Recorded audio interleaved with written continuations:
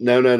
No, please stay and talk so I don't have to. I'm too tired. Oh, be quiet. All this fussing.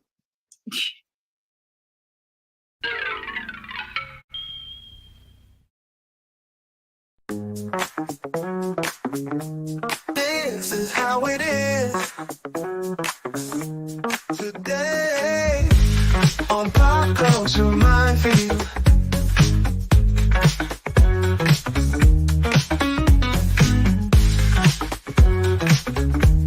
This is how it is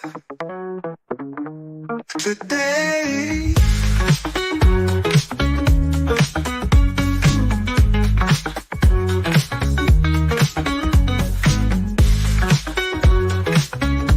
This is how it is today on Pop Culture Minefield.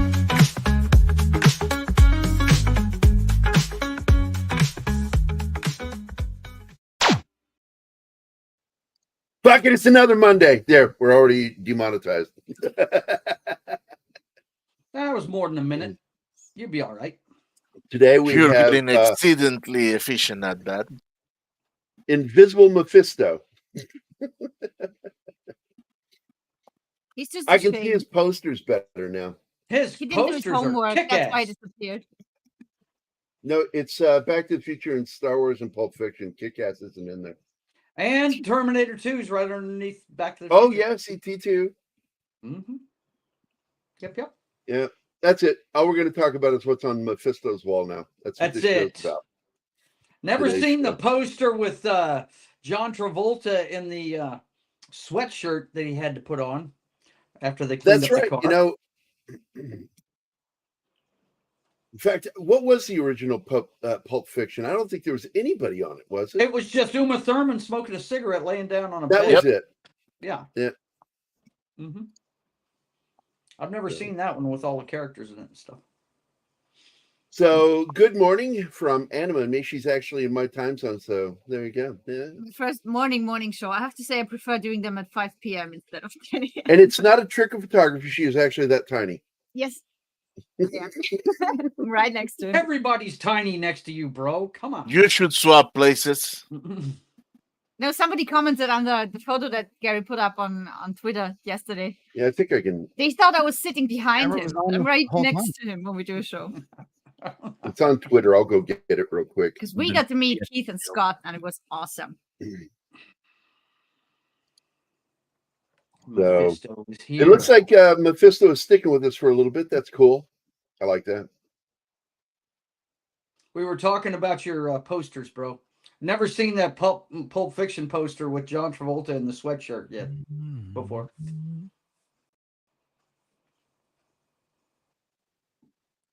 That's a cool poster. Those are metal posters, by the way, guys.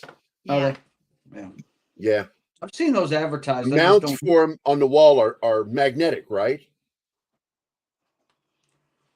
He seems to be working on something. Mephisto. Oh, he didn't. You ask him a question, he goes off. He's like, fuck you. Yep. Kiss my ass. I don't I'm have to talk to you, Gerry. Yeah, I was supposed to be on Christian's stream last night. Sorry I couldn't make it, bro. We were late coming back from my sister-in-law's place. He did a Doobie Brothers stream on Rumble last night.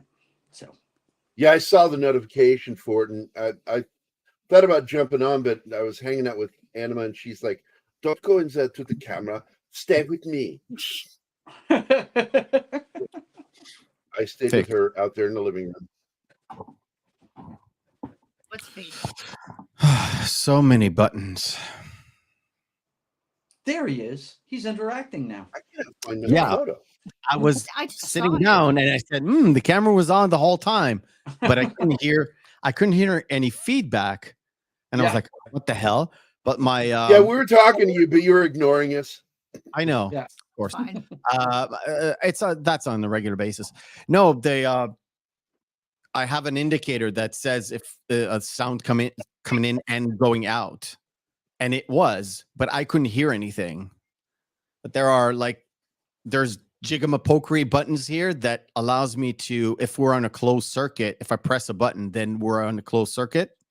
Mhm. It was pressed for some reason. Oh, okay. Now we were commenting on your posters, and I had never seen the Pulp Fiction one with the characters on it. I recognized John Travolta in the sweatshirt and everything. Yeah, it's it's not like an available poster. It was made up for whatchamacallit, the display. Okay, gotcha. Hmm. They're cool posters. Star Wars one as well is sort of a composite between several, like all of the trilogy and a little bit of art, like fan art. Very cool. And you put them on by using magnets, right? Yeah, that was what I was talking about, because they're made of metal and the mounts are on the wall. This They're is so magnetic. cool. I want that too. Because you can change it as you wish, and it's no big fuss. You just There's the photo. I look like a kid in that photo with all the big guys. Goons, complete goons, and one hot That dog. is Keith, Scott, myself, and my baby. You see what Keith is doing? Yeah, Gary's head. I made Rabbit fun of. ears. Oh, those can't be your hands, Keith. They look white. It's Anima on a box. I can make him laugh so hard with the most racist jokes. It's fun to break him. It's even more fun to do that in real life than on camera.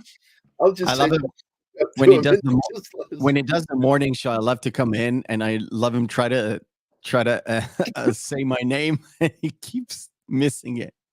What does he say? No matter what Martin says, it's like, it's Mephisto, Keith. It's Mephisto. He can't do it. I was like, Keith, just do the show. Relax. You should tell him your real name, Mephisto. That's going to kill him. Mephistopheles? Technically, yeah. I'm so good. They added me to Fortnite. Wow. Yeah. Isn't it fun? You have your own I don't know. avatar? I've never played Fortnite in my life. It's fun. It's Never hold will. on. It's Is your one of those- avatar also Hebrew? No, not really. No, not really. He works on Saturdays. Yeah. Oh my god. And by the way, I do want to do that film with you, Frisco Kid. Frisco Kid, Harrison Ford, and Harrison Gene Ford and Wilder? Gene Wilder. Yes. And Gene Wilder is a rabbi. Right. And they're him. being chased and he refused to get on a horse. until Yeah. the sun sets. Wouldn't do it on the Sabbath or something like that? Would not do it on the Sabbath. Dude, too And funny. it's so fucking Yeah. funny. He goes, "We've got to go." And he's like, what he's doing is he's ducking so the sun will appear behind the mountain so he can get on the horse. He gets lower and lower trying to hide the sun. Have you seen the movie Mephisto? The Waco Kid? No, Frisco. Frisco Kid. Frisco Kid? Yeah. No. Yeah, Is that I want to late do that 70s movie with or you. early 80s, man. I think You it's need to early watch 80s. that movie so we can do that film together. It'll be fun. Okay. It's on the list. It's about an action hero and a rabbi. Yeah. Gene Wilder plays the Wait rabbi. a minute. Yep. I may have seen it. I have seen it a long time ago. You In a ready? galaxy far, far away. It was probably. I think it's one of those movies that I've seen separately with my wife, and then it came on one day on cable, and she was like, "I liked this when I was a kid." It's like, okay, let's see it. Let's see it again. Yeah, I've seen it. I need to rewatch it. Did you though. like it? Do you remember Yeah, if you like it? I love Gene Wilder. I love He's Gene one of my Wilder. favorite actors, especially comedies. Nobody can do comedy like that guy. Nope. I mean, like all the 80s, you got the Pryor Wilder combination. So it started late 70s, 78 The Silver Streak, I think, was the first one. I think so. So, and then See No Evil, Hear No Evil. Yeah. And the last one, I think they did four together, 3 or 4. There was one prison movie. Yeah, starting with Silver Streak. Mm-hmm. And there was Hear No Evil, See No Evil, and then there's another one. I don't remember what it was. Say no evil. I think there No, was that's the second one. There's another one. Third one. I think they're in prison in the third one. I'll look it up. Yep. For some reason, a prison rodeo comes to mind. For some reason. I don't know why. Yeah, one of them is in they end up in a circus, but I don't remember which one it was.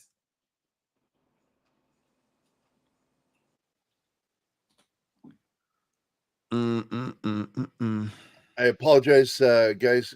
Speak without me. I'm promoting the show to make sure that everybody knows we're on. Go, man, go. Go, man, go. The movie we're talking about Just today keep saying "Go, is man, the go." That's it. Just keep saying that. Go, man, go. Repeat. Go, man, go. Act like you don't know Go, what man, to talk go. about. No. Kids might like them. No, that's my job. I'm gonna act like I know this movie. Right? Now, this Stir film Crazy. originally, Stir Crazy. when is Michael the last Mann, one. Stir Crazy, Yep. and that's the good one, and that led to a great comedy routine from Richard Pryor, where he delivered the line. He says, "I went to Arizona State Prison. I got to meet the brothers in prison there.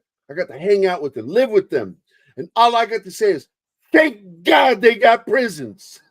I asked one guy, "Why'd you kill everybody in the house?" He says, "Well, they were home." One of my favorite Richard Pryor jokes is after he burned his hair, he went on Oh, yeah. stage, took a match Michael out, Jackson. burned it. It's like, oh look, this is Richard Pryor running down the street. Yeah, he was making And fun then of what is himself. this? Yeah, it was great. It's the second match. It's the second match is, oh, what's that? That's Michael Jackson chasing him. I need to run a video for Gap and his bridge. So here we go.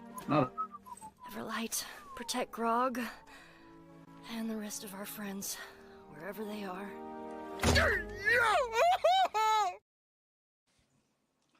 Has the next season of that come out yet? Yeah, Not yet. it is. Couple days, I think. I thought I saw a notification on that website that it was one's available or something. It might be a what do you call it, promo? Yeah, I think it comes out one of these days. I've never checking. seen it, but I know a lot of people in our circle love that show. So Oh, it's worth Oh, watching. yeah, It's really good. It's all right. Shut up. it's okay. It's all right. I just use Full of videos shit. of it constantly. It's all right.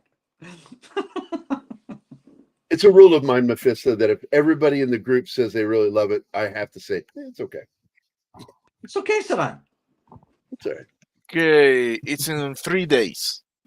Hey, Oh, we got a okay. new episode of Family Guy too. I wonder if it'll suck.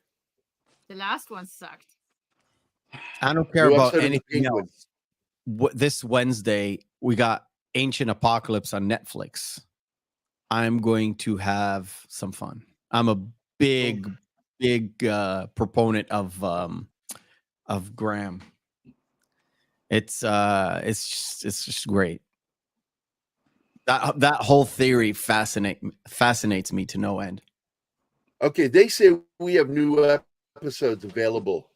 Right here it shows Deadly Bargain, Prisoners of Ankahari, Vexations, Hell to Pay, Frigid Doom, and The Coming Storm are all available. Making them 3 at a time. Wow, that's cool. So Vox Machina, it says it is available, Martin.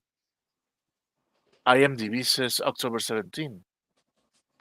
Here they're available. Yep.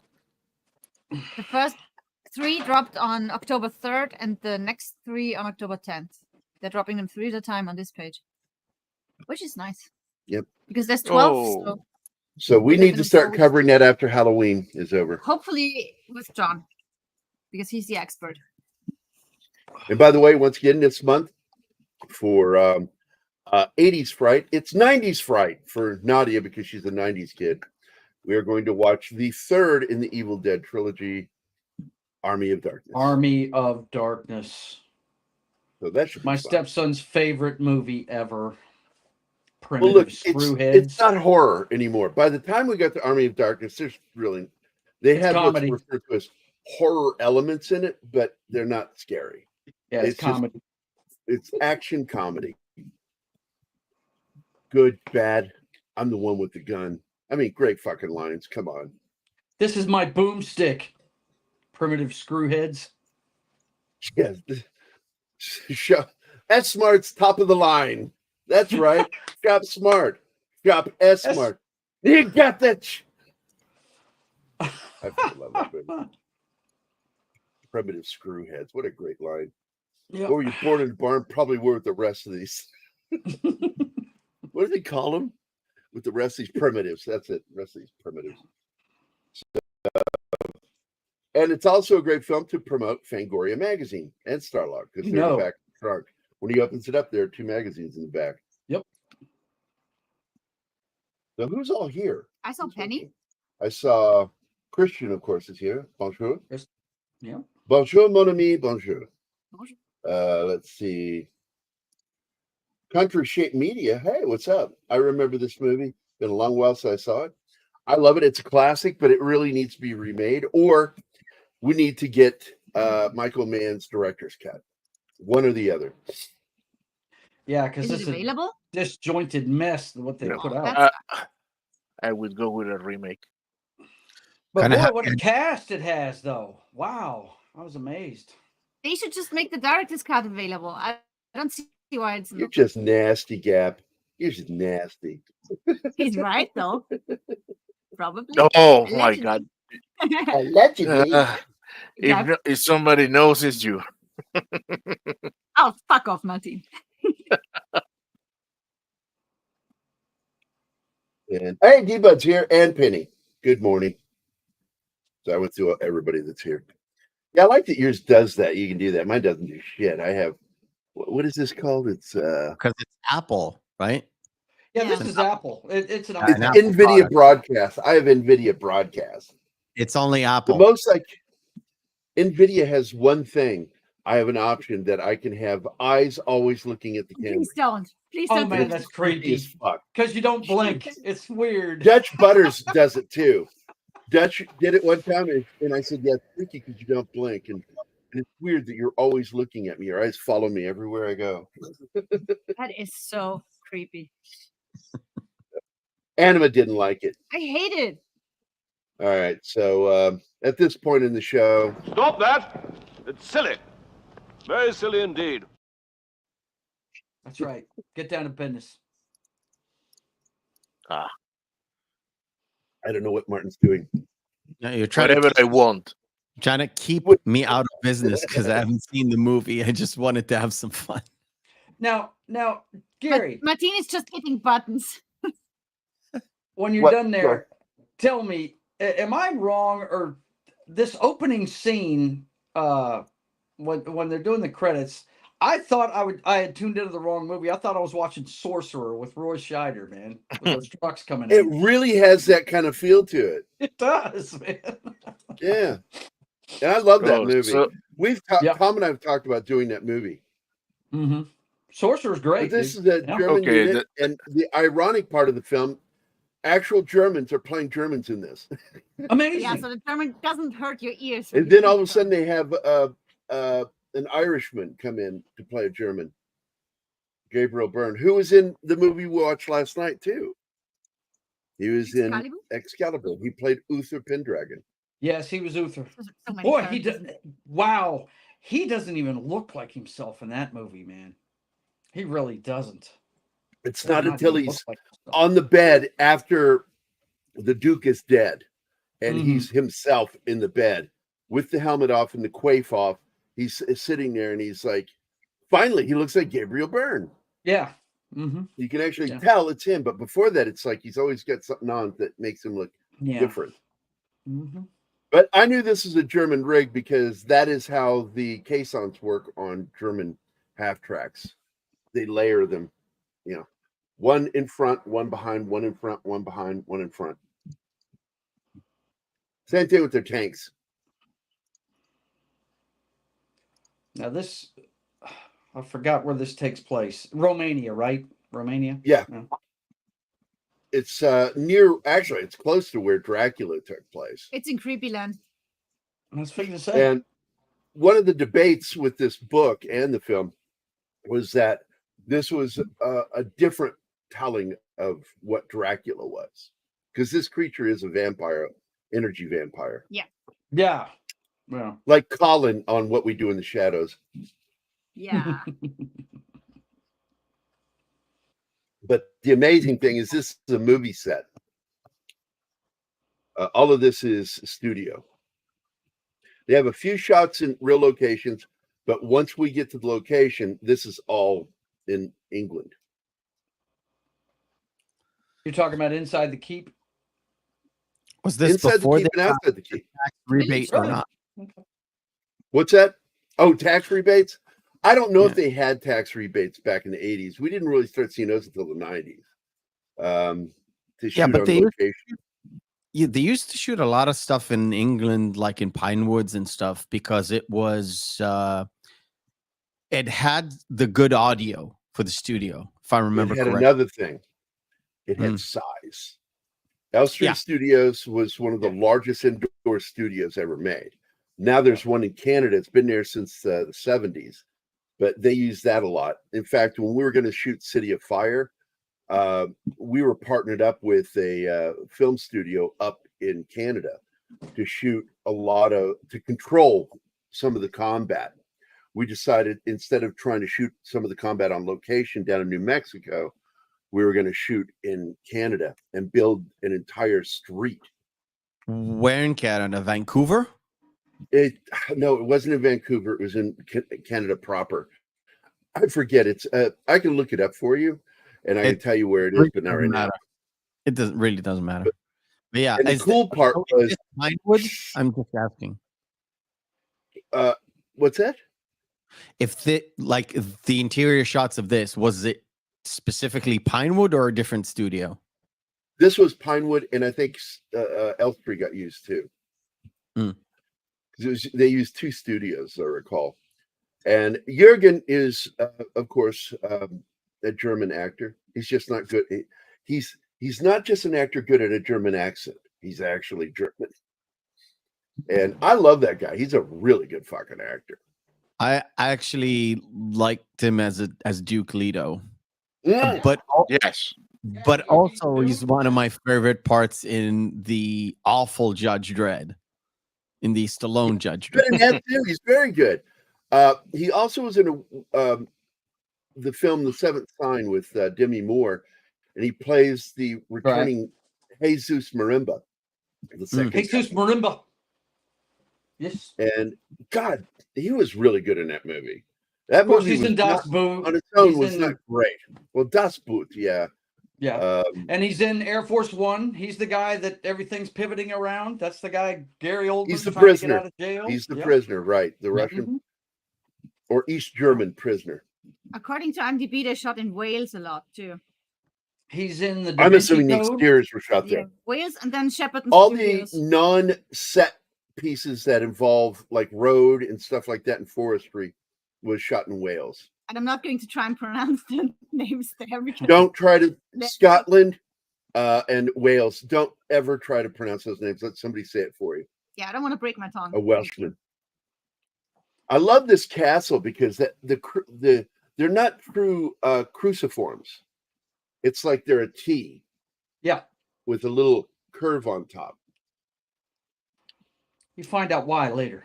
But yeah, very cool. And the thing I think they do a poor job of in this is explaining Scott Glenn's character is an immortal. Yeah. He's an immortal. He is there like an angel to come to fight things when evil comes to Earth. That's not natural to hear. What I And thought was he interesting is what? buddy, is late in the film, you see his neck is just as wide as the bad guy. As the he's creature. In fighting. fact, Yeah. that I said to Anima, I said, I think this is his way of saying that he is a creature from the same place, but not Right. the same kind of creature. Right. And it gives you the idea of angels and devils from the Bible. And he ends up sacrificing himself to become part of the castle to close in that demon. And it's reminiscent too of a film from the same period of time called Legend. Yep. Mm-hmm. And the final moments of darkness and how he is rejected from the earth. I mean, angels and devils aren't the opposites. Devils are just fallen angels. And we've talked about this before, Mephisto, because I'm with Don Ecker on KGRA. And I've Mhm. always been of the ilk, because of reading all those books growing up, from Chariots of the Gods, that what we see in the Bible is a misunderstanding that, these creatures that made us are not from here. They're from up there. Out there. Out there, yeah. Do you That's how know? to put it. Have you read Isaac Asimov's treatment of the Bible? No, I 'Cause haven't. He goes through it in a lens of a sort of a scientist, because he's a science fiction guy, and Right. it's very interesting, his takes about angels and demons and Nephilim and all that stuff, and it kind of connects with Graham's work on Ancient Apocalypse. I Well, like we the fact talked about, and I love that show. I do love that show. they're both coming into this at a different angle, but I'm not sure they're sort of contradicting each other. Plus, it doesn't really contradict To the- me, the their whole God- disagreements the whole God or everything are just layers. They're just Yeah. layers. It's not like they're anti each other. They're laying new layers to it. Because Yeah, and even Ridley not Scott necessarily- with Prometheus touches on that subject. kind of, but I didn't like his approach. I don't like the movie. I didn't either. He has a different kind of suggestion They're about terrible where the origins of life, kind of that sort of a treatment, and on the way explaining both human and xenomorphs. I didn't like that at all. But that is where I lie. It's pretty much in that area of that's I how get it. we came into existence. In fact, one of the things I said is it's possible that we were here, but different. And the introduction of something that was put here changed and created an actual evolution. But it also led to me to say that you find it odd in science, before you make your point, and we just want to say this, that FOXP2 protein exists at its highest level in humans, which makes no sense with other primates having the same diet and the same exposures. How is it that only humans got that level of FOXP2 protein? It's just, it can't have happened that way just by nature. But it leads to my joke. And the joke is this, that FOXP2 protein is higher in women than in men, which is why we can't get them to shut the fuck up. No, it comes from the rib. It's just the rib. It comes from the rib of Adam. That's right, man. Gary, this holy man here that's having a cigarette. I Yeah. paused here for a reason. Yeah. This is the ticket man from the movie theater. And because this is one that most people will know him from. I know him from a lot of things. He was the guy that ran the movie theater in Last Action Hero. That's what I was going to ask you. Yes, that's what I thought. This is 10 years before, well, a little over 10 years before. And he plays the priest in this Romanian village, Catholic priest. And you know what's weird? If you look at his complexion, take off the beard and stuff, he still looks as old here as he is. As old here as he did and years right? Only it's with prosthetics. Yeah, just with if you dyed the same beard and the same hair, dye Give him it black white, hair. It's still like the same. Now, what was your point? You were getting ready to make a point about evolution and all that. Oh, I was just saying that they're both kind of, even Asimov, which was he's like a full-on atheist. I don't know about Graham, but doesn't really negate the science doesn't really negate the God aspect of it in terms of not in terms of the biblical sense, the faith, but the faith sense. So it doesn't really contrast each other, which you know what, I actually do like. I'm not really a big like God believer, but if I'm wrong, they don't clash. They kind of move side by side, which is kind of perfect in a way. So right.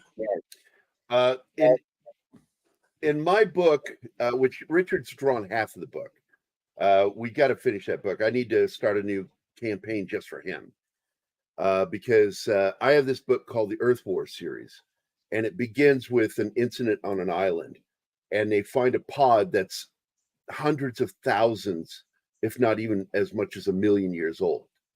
And it is not of this earth. And it has something in it that impacts nature. And it causes mutations to take place. And these aren't accidentally put here. They were put here by an alien intelligence. And I don't want to give anything away as to what's really going on in this story, but the first story gets very exciting because it's a military action horror film or a comic book, because it's a special forces unit tier 1 operation team that was sent in to find out what happened to this medical team that disappeared. And when they get there, they end up going to war with mutated mandrills, those giant fucking fanged super monkeys. They're called super monkeys in real life. That's referred to because they lost the prehensile tail. And so they're the ones with the bright face colors and the red ass. But they got 6-inch fangs. And now the males in this thing in particular have mutated. So they're twice the size. They're as big as men. And they've got 12 to 14-inch fangs. And they're dangerous. And this special forces team has to go into battle with these things to get off the island. What's the battle? Anyway, no, there is a great moment in there. He was not tickling him. He did that all by no. himself. I'll give you the battle cry. Those damn dirty apes. Those damn dirty apes. Oh my God, I will put that in the script for you. I'm going to put that in the script for you. I'm going to have a character. I'm going to have a character that'll look kind of like you, but not exactly, so you can't sue me. And it will say, those damn dirty apes. And Gerry, then the character, thinking about the other guy litigating. says, they're not apes, they're monkeys. I like that. So, but it's halfway done. I've let people have a sneak peek at it. It's really good. The story's good, but it's Richard Bonk's artwork just knocks it out of the park. I love working with Richard. So let's get back to this fucking movie. What are we talking about today? Why is the Nazi The soldier? keep? Why is the Nazi soldier in the keep? Oh, dude. Oh, the Germans are going in there. So the first group Germans are Wehrmacht. Wehrmacht, we prefer to not always call them Nazis because they were usually forced into service. Yeah, These not are exactly Germans. that didn't see eye most to eye. were. Not all. I would say Most. I said most. I would go there. Most might have been Nazis, but the fact is there were No. including the opposite. Flip it. Me. Okay, there, The I get other you. way around. Yeah, I- most were not, because one of the greatest German generals actually was involved with the attempt to kill Hitler, and that was, I of know. course, I forgot his name. Oh my God, Rommel. Rommel. Thank you. Rommel. And what they did is, if he agreed to take his own life, they would allow his family to go on living. They would take care of his family. So of course he did it. Yeah. So he did. Well, Gerry, And I love correct me this. if I'm The Germans are wrong. poor. What people don't know, Wehrmacht, these are soldiers. They're grunts. They don't make much money. They're not into the party. So they see the silver and they're like, it takes us so we can make some money back home in Germany, where we have to use a barrel of marks to pay for a loaf of bread, because they were starving at the onset of World War II. Why do Germans always so France- gay with you, Gerry? France and England fucked up the Versailles Because Treaty. Gerry won the war. Yeah. And America was saying, don't do that. Don't do it. But they're like, you know what? You helped us win it, but you weren't there for the long haul. So you can shut the fuck up. And we've got this. And England and France directly caused World War II by doing what they did. So this isn't just straight up war profiteering. This is them being poor and This is them impoverished. wanting to be able to take care of their families and shit. And not be something I wanted poor. to ask you about the beginning of this. These are regular German troops that have shown up at the beginning. The Yazis show up later, right? All right, here we go. This is one of my best limey friends, Glenn Fleming, who is now a co-worker with me, by the way, at Warriors Incorporated and Warriors Publishing. I got him a job there, and I'm so proud that I was able to help a friend again. So only 7% of the population of Germany during the war was a registered Nazi. And that's a fact. I love the sets in this because there's something off-putting about them because you're never sure where the fuck you are. And that's unsettling to the mind. And he did that on purpose in making Yeah, the it looks film. like a maze, doesn't it? Yeah. It's kind of done like, what's the word I'm looking for? Not a maze, but a labyrinth. Yeah, there you go. There's a labyrinthian feel to the set. Lots of shadows. Mhm. And the two Germans that try to take the last piece of silver get killed. One gets ripped in half. And the other one is just thrown so hard by the blast that smashing against the wall kills him. And you see his legs bend backwards. It's pretty, It's cool. even though Yeah. it's a dummy, it's still like, oh. Ooh. Yeah. Yeah, you watched Yeah, I that was and you're like, wondering. ouch. I was wondering if he shot back to him if he was going to show the broken ankle because it looks like one of his feet looked like just flopped. Got on the end of it. twisted. Yeah. Mhm. Yeah. Penny, have a great day today. Have fun, Penny. Hey, did you get our email, Penny? Yeah, I sent her an email. She should have gotten that. I hope she got the email. I sent you the link to our Discord as promised. Oh, Oh, and I forgot Tom Baker is here. I love Tom Baker.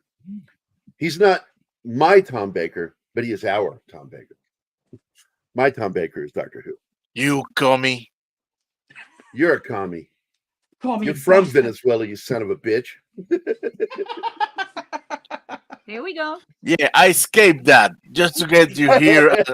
Just to get here to see you say hour. Commie. Commie. Oh, man. He quoted Oh, it again, wrong. I don't know if everybody saw this. I'll pop it up again. That was this weekend. We went to a really good Mexican restaurant, and that is Keith, Scott, Scott, the music guy, and me. We had a wonderful dinner, and little tiny baby Anima Confusa, Danny. All right, He this had is the, where we meet. This guy's Tom an Baker had eternal. the quote wrong. What? It's Nazis. I hate these guys. That's not what he said. Never mind. Go on, please. Oh, there you go, Anima. I'm trying to derail the show. He's not from Vienna. No, he's not. He was born in Braunau, and to this day, sadly, it's a pilgrimage for They people. still reject the town. They're like, we want to vote, and they're like, no, don't give them a vote. There was a huge fight about tearing down the house where he was born in because people were abusing that, obviously. Treating it like a pilgrimage. Yep. Isn't there a Vienna in Ohio or something? Yes. Because there's Yeah, a actually, I Lebanon think in there's Lebanon here in Missouri, and there's other states have Lebanons Yeah. too. Americans Yeah. naming But places. here in the U.S., especially in Missouri, it's pronounced. How do they say it? Lebanon. It's Lebanon, Missouri. Lebanon. No, Yeah. I'm like, Lebanon. the way they say foreign names here, it fucking murdered me. I just want to die. Look, like Monticello. Look who's is a talking. beautiful- Monticello is a beautiful Italian. It's mountain of music, Monticello. And what do they No, call it here in it's Missouri, Little Illinois? Mountain. They pronounce it Monticello. Yeah, they do. Mhm. Monticello. And my sister, of all people, said that to me, and I just shot her that I shot Luann the most evil, fucking hateful look when she said, I was like, say that word. Hey, I saw a meme once. Two people sitting next to each other, and on the one it says Europeans naming their countries, and it's just like the good students sitting there writing down, and then America naming cities, and America is like, Hey, look, I'm going to tell you something about America. They fucked up my name. My name shouldn't be pronounced the way it is. They did that when the French-German side of my family, because I don't know if it's German first or the French side. The French side is Skycel. And I'm assuming that's who it was because I have two L's in my name, that I was from the French side. And they come to America, they say the name, and the American guy at immigration goes, okay, your name is spelled this way now. There you go, boy. My name is Geiissell. And you know what's But not- crazy? Yeah, it's a G. When the World War was over and they declared the state of Israel, all the all the Europeans that couldn't come here 1947. because of the British occupation started to come in. They filtered in through the ports, and they said their name, like Milosh or something. No, you're Avraham now. You're Aaron. You're Itzhak. It's like they did not accept. Oh, so any- really, they did not want any Western names. They wanted traditional Jewish. They all got Jewish, proper Jewish names. Yeah. Was that where was Menachem Begin from? Poland, I think. I think he was Polish. It's definitely not Menachem originally. Yeah, because I wonder what his actual birth name was. Wow, I gotta go find that out now. By the way, this is when the red bands show up. Here they are. So this is steep. The real Yahtzees. Yes. The real real Yahtzee. Yep. And Gabriel Byrne. Oh my is God, great. Gab, fuck you. Gary Gisler. Guys, you know what's really funny? Sitting next to Gary as he is on a call to his pharmacy, and they keep calling him Gerry. Even though I always say my name. He almost hulked out. Here it is. No, I just laugh at it. I really do. I'm like, Jesus Christ. We started grimacing. It was funny as fuck. Since I was a kid, when I spell and pronounce my name in a very specific order, my name is Gerry, Gary Kissell, Kissell. I do the pronunciation in the middle and the spellings on the outside, but because I want them to not fuck my name up. And they do. And they will turn right around, and every single time, but maybe a handful, they will turn right around and call me Gerry Kissell. And I'm like, fuck off with that. It is not my fucking name. So this is when the Yahtzees show up and immediately start wasting people in the village. Because the minute somebody gets hurt, the German gets hurt, they start executing villagers. 5 for every. You know why? Well, they think that they're Russian. They believe there are Russian. God, what are they called? The people that fought Partisans. They believe that they're Russian partisans. They don't even bother to check. Even without watching the movie, they got stuff correctly because the Wehrmacht were just you said it, were grunts.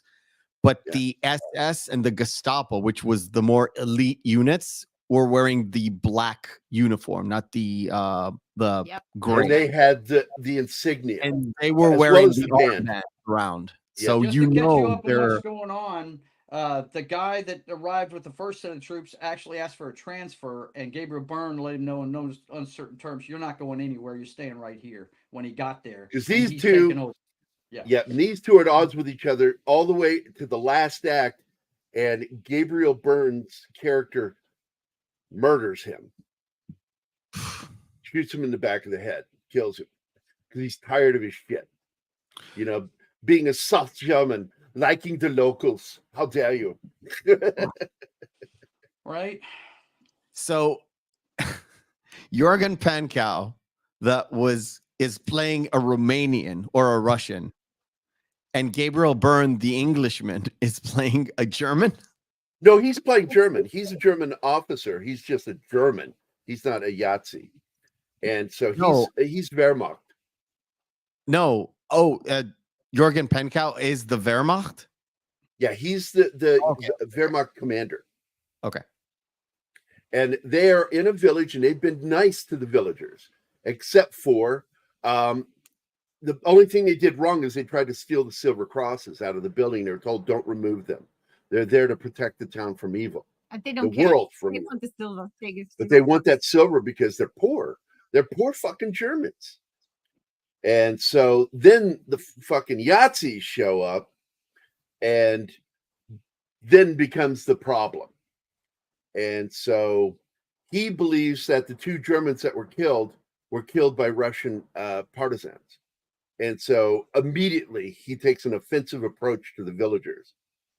Takes hostages. They take 5 hostages, as well as killing 3 people. and they're going to use them to get all the information they need to find the partisans. That's what he thinks is going on, without even talking to anybody when he shows up. Well, But in they fact, they it they was weren't Christians Empire. though, Tom. Adolf and his cronies were Aryans, Occultists. and they believed in the great mythology and the power of relics, and that's what Raiders of the Lost Ark talked about. That they were going around the world looking for the relics of the past Oh, that in was order to make the Third Reich the most powerful. that was a true thing. You know that not Himmler, but his Goebbels. underling Heydrich was the guy who was in secret working with like an occult group of the Gestapo. It's Right. a very fascinating thing that was like sort of like hush hush kind of a thing, but everybody knew because they were doing the I'm not going to say the German thing, but the coming to a new town and is there any relics here kind of a thing. So everybody You have any knew. relics? Oh, we would love to look at them. Were the British doing that though? I don't know. I've never heard of anything with Britain. Stealing artifacts all over the place. Here's the interesting Oh. about archaeologists for America, and I wrote an Indiana Jones story that Dark Horse Comics loved, and it had Tom from IDW, the senior writer for IDW. He was working with me on the script. I wrote the entire story called Indiana Jones in the Eye of the Pyramid, and I used Harrison or Indiana Jones as a spy to spy on the Germans. Because they were moving around in Mexico. And what ends up happening, the premise was that the Germans have built a fake pyramid down there that hides rockets that they want to fire at the United States in the war, and including V2 rockets. And he has to, but the problem is it's built over the top of an actual temple that is the housing of a deep underground terrain area that is housed by real giant pythons and shit, which is a nightmare for Indiana Jones. And it led to a really funny moment like where he had to choose. Sounds like He had Indiana to choose Jones which 4. was more. He had to choose running through one of the giant great hallways, running towards a tiger tank, or running towards the python. Which one's more dangerous? And he chooses the tank to run towards it. Snakes. It had to be snakes. Now, his eyes, once again, the reason they're so weird, we lost so much from the 3-hour cut that there's no explanation of what this character is, that he's an ancient immortal who, when he knows when something's happening and he's called to that location. And these, I'm assuming they're supposed to be Italians. I don't know what they are. By the They're helmet? border guards.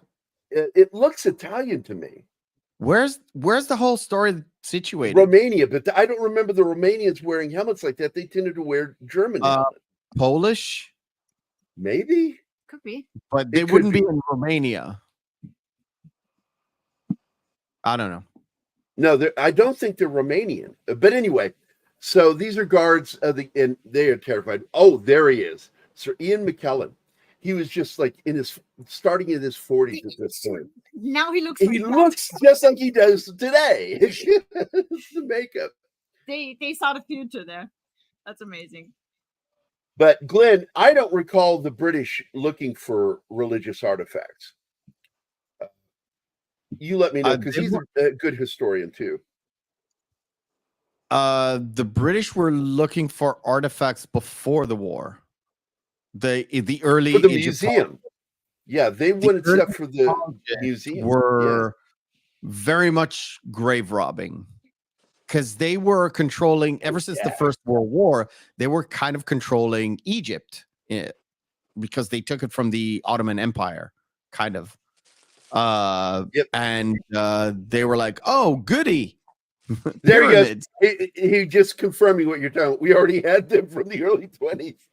And one of the things that I've always been fascinated by was that I know that the Yazidis were looking for the spear. I forget the name of it. They were looking for Spear Destiny. They were looking Spear for of Destiny. anything They were looking at the Spear of Destiny, the That's Ark. the Spear of Destiny, the Ark, the Grail. They were looking for the tablets, but nobody told them the tablets are technically supposed to be inside the Ark, or the broken ones are inside the Ark. They were looking for a lot of these things. They were looking for the cup of Christ. And I believe still to this day that the Templars got the Ark. I believe the Templars got the Holy Grail. Everything, yeah. And I believe they're hidden under the Temple Mount in England, up north. I like the Da Vinci Code take on it. I think it's awesome. I really Me do. too. I enjoy it. Me too. Now I do want to point out that I think this is supposed to be Aramaic, right? Is that what this language is? And that's why he had to be brought there to read this, because it looks Romanian, but they're saying it's not Romanian. It's nonsense. We can't read this. It doesn't look Jewish. It doesn't look Jewish. It doesn't look Jewish. I love that line, by the way, Mel Brooks. That was the Me funniest too. line in the whole movie. Funny, you don't look Jewish. Yeah, exactly. I don't think this is Aramaic. This looks like Cyrillic or Kyrillic. It's not. Okay. It's not. Well, I think they state not. it's a dead language, right? Hadn't been spoken in hundreds of years. He or said thousands of because years. he's the only one that can read it. Yeah. He's an old Jewish man who's dying, and his hands have deformed. It's like it's a form of arthritis, but it'll kill him, and so his hands are all deformed. It's also affecting his skin. It's a horrible disease, and it's progressing fast. Yeah. Actually, so Molar, this creature's name, heals him. What, the guys, smoke monster from Lost? Martin. yeah. Actually, he's not an old man. He's like 38 years old, but he's had a degenerative Like endocrine Nigeria or disease. something. Yes. I found it funny. That Blade Runner still uses the name of the disease from the book, Do Androids Dream of Electric Sheep, for Sebastian, because what he has is progeria. But still in the book, they call it Methuselah syndrome, which is what's in the book, and they call it that in the movie. The Yahtzee were working on a time machine for obvious reasons. Did they want to go back and kill Himmler? No. So Hydra was real? I don't know if the line is on the And slideshows, Hydra. but at some point they say what language is the one that is carved in the rocks. I don't know if it's going to appear in the slideshow. It's an Does ancient, forgotten the old language. man say it's Aramaic? Or you just I guessing? thought he did. I could have sworn he said something about it being Aramaic. I don't remember. Maybe the language is Aramaic. The language is Aramaic, but not the written is something else. It's so old. I'll tell you why it's not. It could be for the movie that he says it, but it cannot be Aramaic. But because when you write Aramaic, you write with either the old style of Hebrew or the new style of Hebrew. The lettering. It used to be an old style of Hebrew, and they kind of changed it when the language was revitalized. But it used to look like. Have you seen the Babylonian texts, which is basically Yeah. just lines on like this? The lines with this. The old Hebrew kind of looks like, I'm gonna say it, a retarded version of the new Hebrew. Kind of, if you would give a kid to write the letters, if you just showed it to him just once, and he needs to copy without actually looking at it, kind of looks like that. It's really hard to explain. I can show it to you in a minute. You keep going. I'm just going to let you know, nobody can really see that, Joe. I know. I'm just letting people know And that I'm I've yelled at boarding. Keith for that, by the way. Yeah. Keith, my best friend. It's not show and tell time. Oh, okay. It's very I just distracting did to people with something. ADD. I'm sorry. You believe in gods, I believe in men. I like that line. This is such a really cool movie that had so much potential, and the studio's interference in this film destroyed it. It got so bad, like I said, that when they released this film, already Michael Mann had completely distanced himself, would do no promotion for it, and wanted his name taken off. He was Like so Todd angry Phillips. That's over why what it they didn't did. make much money. And I want to point out that because of their editing, I think their editing is why the soundtrack is kind of fucked up with the movie, because I felt this Tangerine Dream music didn't really work with the film Doesn't because fit the it gritty. doesn't set a mood.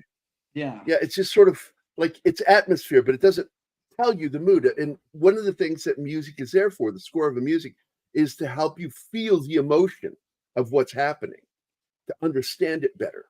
And About about about the Dabba-doo? music. About the music, when I was watching the movie, I felt a distinct vibe, like they were trying to go to something like Terminator. Yeah. And it just Well, doesn't that's fit. Tangerine Dream was the first motion picture soundtrack composers that did synthetic music, and they did it with Michael Mann with his movie Thief. That was the first time, and Roger Ebert, and what's his name that was with him, panned the soundtrack, hated it, but it was the future. And Terminator was the third film to use digital or synthesized Synthesizer. music. Thief I is love with James Caan. James Yeah, Caan, James first Caan. movie to use. Okay. That was Michael Mann's Tangerine first Dream. feature film. Yeah. Yeah, and Tangerine Dream did the soundtrack for Michael Mann, but the soundtrack fucking worked. And with this one, I felt it doesn't. It's sort of in the way. It's clunky, and it doesn't really match what's going on with the scenes. Now, this is a rough scene. I hope that somebody remembers to do their due diligence with Monkey Jeebus, because they do try to rape her, the Yahtzees. Yeah, but you don't see skin. No. Well, that's Not- the most I important till thought there thing. were later. boobs. I Not could have till sworn there were later. boobs. No, And, they Not are, during but this, no. later. Later. Yeah, the biggest Yeah, boobs in the there are movie boobs, man. belong. The biggest boobs in the movie belong to Molar. He's got that big teardrop boobs, man boobs, but they're clearly Hey. he's like a demon. And here it is. This is a scene where they Molar attack her. or Moloch? No, Is it- Molar. I thought it was Molar. Yeah, and Moloch Molar the is his Owl name. God? He has a longer name in the book. And Okay, never mind. I was but trying to make he, trying to make a joke, but never mind. oh, Molar. Gotcha. I thought there was nudity. I could have sworn there was too. We'll find out in a minute when we get demonetized. Even though we've already been Maybe the, demonetized. When director's I cut. open the show with Yeah, you took care of that in the first 2 minutes. I'm going to tell you something. Man's boobs are good when they're fucking Arnold's or guys like that. Fuck yeah. Gay. Gay. But anyway, so you think at first that Molar might be a good guy. You don't know because he kills bad guys. But what it is No, he is killed everybody. his intention is to take over. He wants to be the most powerful evil being. So anything evil that's not stronger than him must be destroyed. And if he has to kill you in the way too. Yeah, if you get in the way. Wait. Mephisto, bring that up again so I can. It's just Aramaic. Oh, I didn't see it. Throw it back up. I want to see it. I By need the to way, share I've my all been screen. wrong about the name. The name is Molazar. It's up to you. Oh, there it is. I see. It's not really the same. Nope. It's Told pretty you. interesting looking now. It's a rudimental language. It looks like runes. It looks that's- kind of like runes, yes, but it's not really. If you put them side by side, you would tell the difference between like a Nordic rune and this one. Like I said, it's very rudimentary. But if you put the Hebrew languages, Hebrew letters next to them, you can see sort of the development where it came from. But Old Hebrew, Aramaic, and Arabic had the same lettering, and that was that. Well, a lot of letter. people don't know this, that when they say anti-Semitic, they think that just means Jewish, and no, it means people from that area. So technically, all Arabs from the same area are also Semitic. So this is interesting in the movie right here, that at this point when they shot this, Michael Mann wasn't totally sure what he wanted this creature to look like.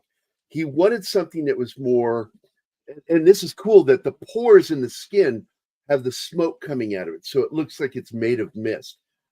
Fucking brilliant design right here, this moment. But then he realized that he needed a physical form, and then he, along with the effects guys, came up with the idea of having it start out this way, and as it kills, it begins to take more form.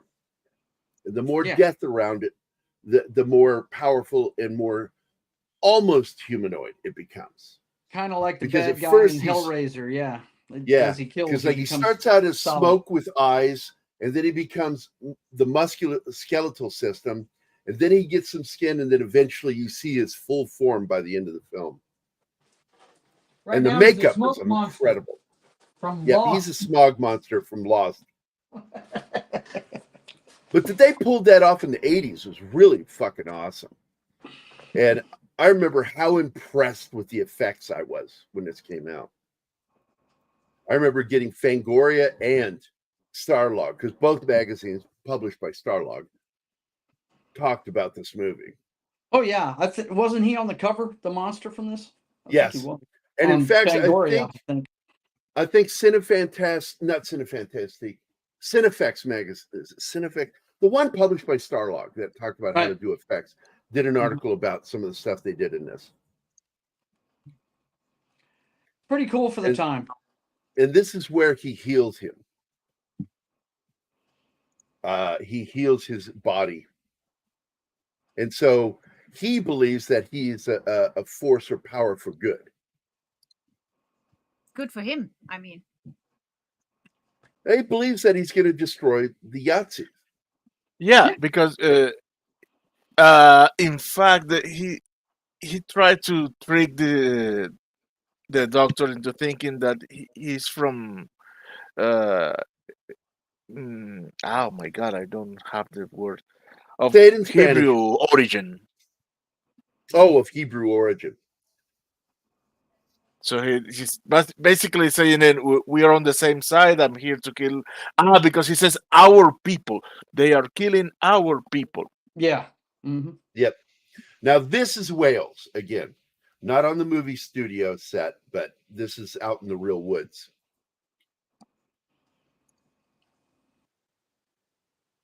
It's online though. I don't think they print. I think they stopped printing all of them, didn't they? Starlog Press. There aren't too many magazines still printing. Look who's here. Heidi. Hi, Heidi. Hello. That is my best friend from Vienna. He's a Wiener. No, she's German actually, but she moved. Oh, oh my god. Well, we'll love her anyway. We do. Wir sehen uns bald. No, he didn't. But the gentleman that worked with him went on to make one more horror film. But it's not horror really. It's a ghost story comedy. Neil Jordan. Neil Jordan made he worked on what we just watched it last night. What were Excalibur? He worked on Excalibur, and then he made his first two movies. And one of them was High Spirits with Peter O'Toole and Liam Neeson. And he met Liam Neeson because he worked on Excalibur, which was Liam's first movie. Yep. And they couldn't believe me at first. In fact, the guy that plays Loth in it, one of the knights, sitting next to him around the round table is his best mate in real life, Syrian Hines. And what's funny, the story of the two of them meeting Helen, what's her name? Mirren? Helen Mirren on the set. She was in the sexy armor. And Liam turned to Syrian, and the only word he could say when he met her was, fuck. Yeah. I didn't know about sexy though. I mean, And they dated. A lot of people don't know that. Liam Neeson and Helen Mirren lived together. that armor is metal on her naked chest. I mean, imagine opening the fridge wearing that. No, thank you. This now- girl that plays the daughter, is it me or does she have like a Jacqueline Bisset quality without the accent? Very much like Jacqueline Bisset. Look at that hair too. Yep. Crazy. Her hair, her eyes, her mouth. She very much looks like her. She was on La Femme Nikita, wasn't she? Yeah. Yeah. Oh, I don't remember which. Jacqueline was. Jacqueline Bisset was, not her. I don't know. No, if she this girl was. No. She was on the TV show. Yeah. This girl Oh, I was don't know in, about this girl was in the TV show La Femme Nikita Yeah. Mm-hmm. with Peter Wilson. With Peter Wilson, the Aussie girl. I got to work with her on the Lou Ferrigno superhero film I worked on as the artist. Everybody was really nice. I became friends with Don the Wilson Dragon, or Don the Dragon Wilson, because of that. Him and his brother. I'm friends with them. They're great. Fucking great guys, down to earth. Oh, she also played Johnny Lee Miller's mother in Hackers. She was his badass mom. I've seen that movie and I can't even remember it. I know. And I know I've seen it. Hackers is great. It's always worth like going back to it. Because what's her name's in that? That was one of her first movies. Angelina Jolie. Angelina Jolie. Jolie, yeah. Mm-hmm. She had the best hairdo. She had the Romulan hairdo. Right. Mm.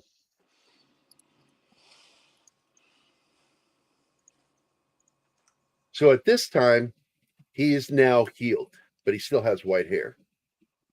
But you can see his skin looks good. You're never satisfied, huh? I love Ian. I love him. as an actor. Gary, He's the great. deal with the demon was on installments. It was an installment plan that he takes back later. Sorry, you didn't make your final payment. We have to take that back. Hello. Hi. Who was that? She can't hear you. Who was that? My wife's friend. Tell her, hey, the guys all said hi. She was raiding our kitchen and she couldn't open the jar of pickles. What kind of pickle? Sweet or dill? It's vinegar pickles instead dill. of. There's still dill pickles, even with vinegar. I Yeah, actually like those old style pickles. It's like factory pickles. I wouldn't call them. They don't really put dill in them anymore. They just put them in vinegar and that's it. That sounds boring. I mean, you can buy like good pickles here, but they Well, cost I sure hope so, because more. they're called kosher dill pickles for a reason. Yeah, well, I guess so. Don't even act like they're not delicious. The kosher pickles? Yeah. Yeah. I know. I eat them. I buy special ones to eat the better ones. The Halbersteins owned a deli in Fredericksburg, Virginia. I'm friends with Dan Halberstein. We grew up together. And he took me to their deli, and they had a wooden barrel full of pickles. And they were the best fucking pickles I ever had in my life. Great. Now I want to eat the rest of our pickle flavored chips. Thank you. Great. It really comes, do you know, it really comes from the Eastern European tradition of pickling everything. And some of it came over There's a way of here. storing stuff, yeah. Most of it actually came and got preserved in Brooklyn, Queens, all like the small little Jewish neighborhoods around the Eastern Seaboard, mainly. Here, it became a lot more industrialized. You can get the good stuff, but at the moment it's sort of like mom and pop shops or artisan shops, all that stuff, which is a shame. Really, I really like those. I really like that stuff. I do too. Or when the Eastern Bloc fell and we had a lot of Russian immigrants, that kind of got preserved as well because they have that sort of tradition. Well, a lot of people don't know that old Adolf got his idea to do what he did from Stalin. because that's where it began, the extermination. He was a copycat. He He had nobody copied else. the trains and everything. But this is important because that's what this is. This is another visual image that was intentionally put in by Michael Mann. It was also done by Steven Spielberg and Stanley Kubrick. The red, the Jewish people going to the train depots with their long coats on, hats, and their suitcases is an image from that period. I will never forget the kid in the red coat in Schindler's List. And then you see the dead people and the red coat. It's just like yeah, you see her body. Yeah. And that was, I think that was probably one of the few artistic things that Steven Spielberg ever did is in that film. And that's a film I can't watch again because it broke me apart. Once is enough. Yeah, it's just so rough to watch that. You should see it, but my brother's family, I don't know if I told you that, my brother Michael, my sisters Michel and Luann, their father was, him and his brother were the only survivors out of Poland. The rest were killed. You told me, and I told you I went there, and you know that place has a lot of Krakow, vibes. Poland, by the way. Oh, really? Yeah, The Poland, not vibe? Germany. Yeah. Poland. Auschwitz has a vibe to it. There's a few other camps. One of them is sort of like got torched and burned on the retreat, and there's a train track that goes somewhere and then it stops and then there's nothing, but then you see a full blown like clearing, but it's very squared, so it kind of looks like there was something there, but it's been like 80 years or something. But there's a real bad juju in that place, like real bad juju. I don't doubt it. This is where my brother's family is from, and they took on the name because the family's name was Krakow. Krakow.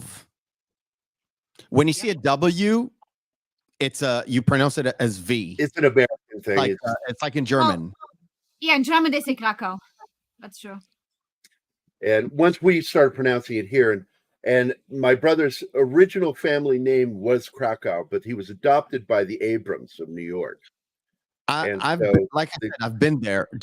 I think just south of this, there's a big camp that like nobody has heard of. That's called Majdanek. Bye, Gap. Bye. Have a great day. Have a great week. Sorry. And there's No worries, there's a monument there where it's a dome, and there's like a sort of like a window. So there's a dome and a window, and when you get close to it, it's a mountain of ash inside. Oh my God, inside. Fucking scary. Oh. And like I said, you know it's all every human. single You know camps, it's human in clothing. I have no idea, and they have no idea too. They just preserved it, and I was like, this whole place is fucking bad vibes. Bad vibes. You can feel Bad it. juju. Yeah, bad juju. It's so bad. Keep So going. another thing that doesn't make sense in the film that is explained better in the film and explained, I'm certain, in the 3-hour cut that we'll never get to see, I'm sure. Even though I want to start a thing to make them allow, while we still have Michael Mann alive, give us his director's cut of this film. Hashtag the man cut. Their relationship and how it happens and why he does fall for her. Because they make it look like he's using her, and it's not really. No. That's really interesting. So No, he just happens to be the only guy with piercing blue eyes and a full set of teeth in the town. That's it. And not a Yeah, right? and who's not part of the Wehrmacht Yeah. or wearing a swastika. he must be good. He must be. And here good. we see them working out the Kama Sutra. Yes. I sure hope we don't see any nipple here that's not his. I don't know, Terrified of maybe. nipples. There's I'm a so chance. terrified with you, Martin, because you forget to do things. There's like a glimpse in this thing, but I don't think the slide's going to catch it. The chances are very slim. It's from the top. Well, Martin just loves to try to give me a stroke. yeah. That's it. A stroke or a strike? or both. Strike. Both. So often our slideshows leave out very important things, and then stuff slips in. that we Scott want to Glenn, do it. the So, porn Yeah, this- star. so What's up? wrong. Yeah. I had to re-edit something today on the last minute because I was working on the Reanimator review. Oh, Now- the Reanimator. Getting Barbara Crampton's bits off, that was easy. People forget there's a moment where the other main guy, not Jeffrey Combs, was giving CPR to a woman, a fat woman, and when she eventually passes away, he goes and talks to the main woman doctor there. And I didn't notice in the background the dead woman's sort of the extra, basically. Her tit is literally in the middle of the shot. And I had to re-edit that thing because I can't. We use Monkey Jeebus's head. Feel free. We'll send it to you so you can use it because he's a boob that we love. Yeah. There we go. Hey, Here's guys. the beginning of the makeup. This is the musculoskeletal version. Yeah. Where he's just muscle and bone. It's They a actually have a naked pan shot where they show the whole thing from like the abdomen up, and it's pretty version. cool. I like how he They gets did more and some more nice work on it. dressed. The makeup that they designed for this was really Yeah, it's fucking good. really good. I also love the visual effects in this film. Mhm. There's Ian McKellen. God, The gonna visual lose effects them reminded today. me of Ian- Highlander. If you remember the end of Highlander with a lot of that. Yes. It Yeah. looked a lot like that. Yeah. a nipple more or less. I love Who this. did the makeup before I start checking? What's Yeah, that? what? Do you guys know who did the visual effect? No. Mm-mm. I can find out the makeup guy real quick I here. can do it myself while you talk. When you because find it, let me run this video. I'll find it. You Sorry, man. Sorry. Did you see he called us YouTube's power couple? Oh, Yeah. Yeah. There it is.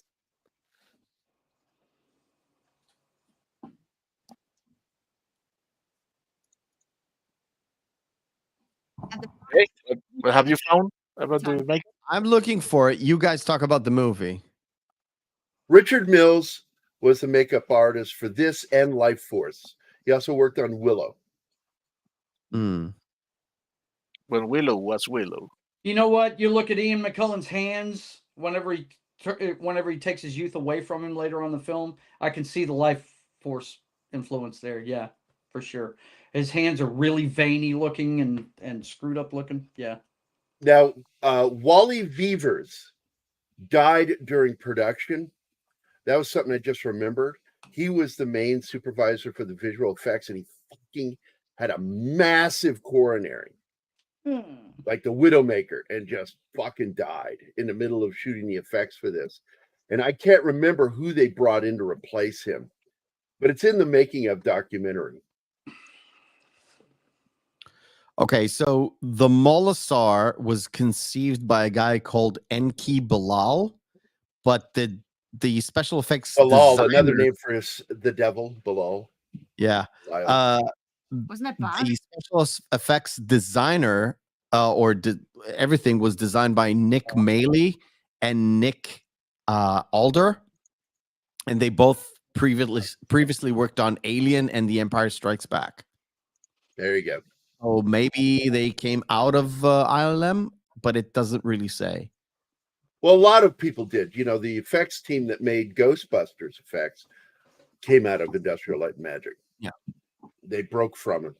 That was they built a new studio, actually, I think. And they worked for They I also think did they were the ones that broke off Fright from Night. ILM. They and broke did- off from ILM, did Ghostbusters, and then some of the things from Ghostbusters that weren't used ended up going into Fright Night, and they did Fright Night. Yeah, but there was another group that broke off, and those were the ones that were doing the the Wrath of Khan, because ILM did the Star Trek the motion picture, and then the new guys that broke off did Wrath of Khan, and then they came back to do Search for Spock. They went back to ILM, I think, because ILM was doing a lot of stuff like in the early 80s for George and for other people. They were busy.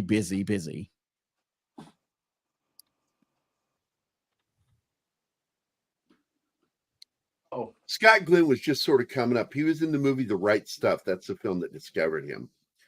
And he started getting some nice meaty roles. And this should have been one of them.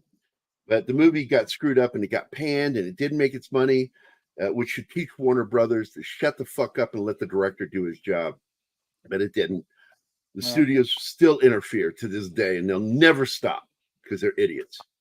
They think they're creatives and they're not. They're money people. Oh, thank you.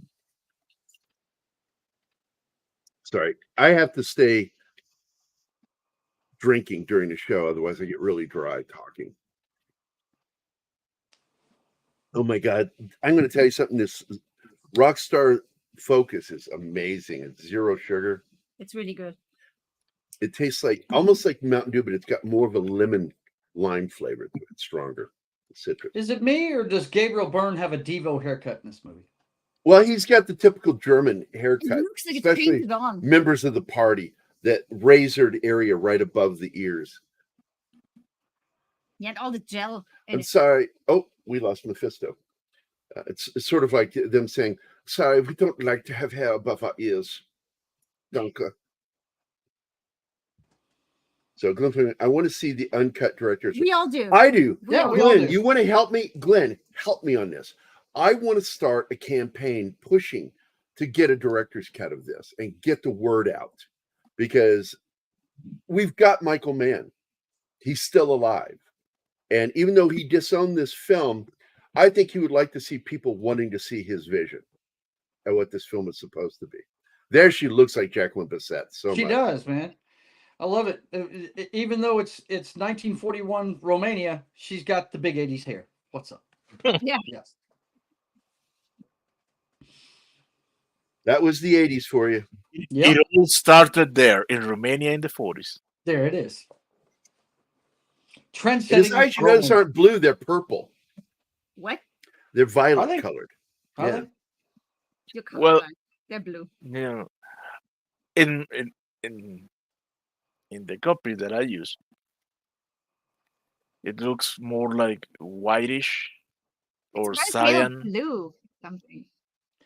Maybe it's one of those little black dress things, you know, like Mm. people see different colors. Yeah. I saw steel blue. So I need to pull- I Like need to figure Zoolander. some etiquette.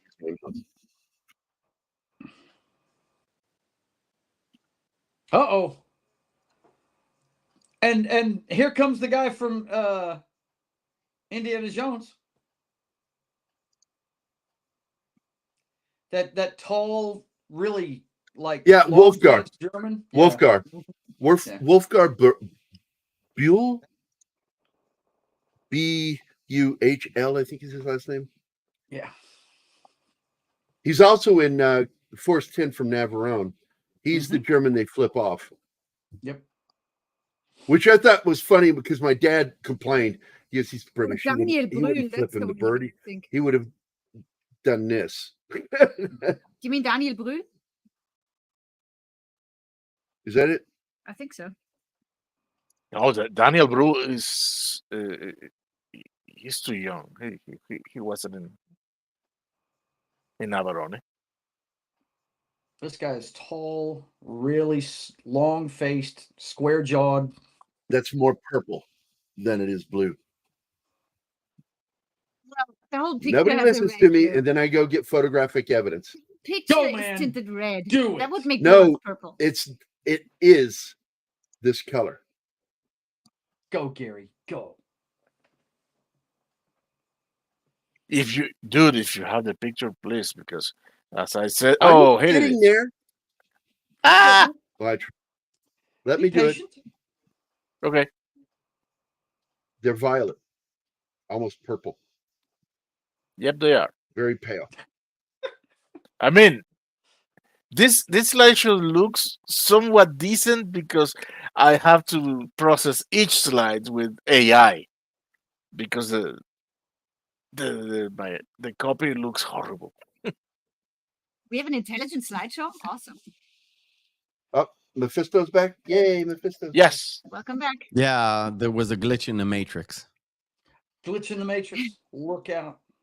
Don't need no glitch in the matrix. Why isn't it working? Come on. There we go. To be Yes. fair, there was a guy Joey's on doing Matrix. there was a guy downstairs doing electrical work, and he had to turn down a couple of breakers just in order for him not to get electrocuted. But one of those breakers was feeding the fiber box down below, so everybody's internet kind of went down along with the TV. Oh, how dare he unplug you just for his own safety? Oh, Tom Baker, you're correct. Because what they did is they put lenses in their eyes, but then went in and hand animated every eye in Wow. Dune from 1984. That's a lot of work. Yeah, Really? all of Huh. the glow effects were done by hand, Wow. including movie? the cube armor around Wow. Gurney and Paul. Oh, you mean in Dune? Yeah. Yeah, the Yeah, original for sure. 84 Dune. The same lenses were used to create the effect, but in the end, they wanted to enhance it, so they went in and animated over the eyes. Yep. There's a video out there of from the fight scene where Josh Brolin and Timothy Chalamet are practicing. They redid it with the 80s block No, armor. that was Corridor Crew. That's Yeah. the channel I've watched religiously. They're Pretty the cool. visual effects guys, and they made the new Dune look like the 84 Dune for that fight scene. It was great. really If cool. you guys have never seen it, absolutely go check out Corridor Crew Dune animation. It's great. Mhm. This is the final scene between the Wehrmacht officer and the SS officer.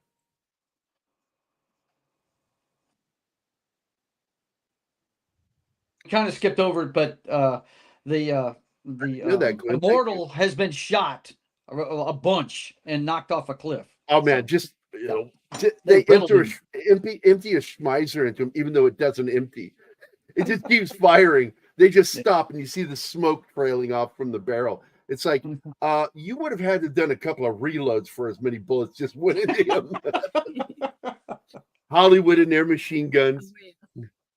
But this is where he's laying into him. He's really laying into him. Yeah. And he's like, I'm just so sick of this shit. And when he turns his back on him because you hear a sound, It's gunfire. good old yeah. Gabriel Byrne puts I think he's got a P-38 because I tell people the Luger was a decorative weapon. It's a terrible it jams all the fucking time. The preferred weapon of officers, especially Wehrmacht, was the P-38. Not to be confused with the can opener.